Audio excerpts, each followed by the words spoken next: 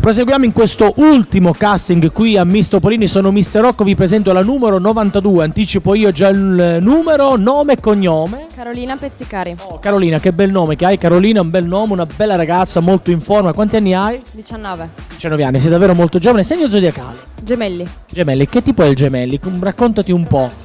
Estroverso e solare. Determinato? Determinato. Sì. Cosa fai di bello nella vita? Dai, studi? Io al liceo delle scienze sociali, Carducci.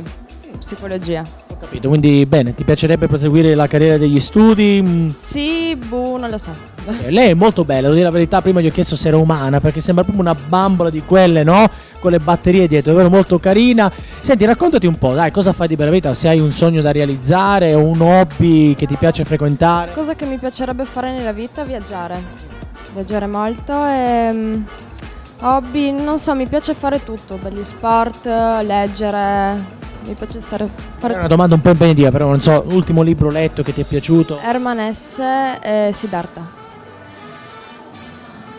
Ok, sì, no, un bel libricino, bellissimo, un best seller, vero? Bene, sono proprio contento che sei venuta qui a Miss Topolini, sicuramente sarà una bella esperienza, sei una che si mette in gioco di solito. Speriamo che sia una bella esperienza, spero di divertirmi. Okay. Chi è che ti sostiene in questo concorso? Sei da sola? Le amiche Giulia e Giovanna. Ho capito, noi tra l'altro stiamo facendo l'ultimo casting tra 4 giorni, esattamente il 22 luglio saremo in Piazza Unità d'Italia, lo sai? Sì, sono... agitata già da adesso, avrai circa 10.000 persone davanti che ti faranno, vi guarderanno, va bene.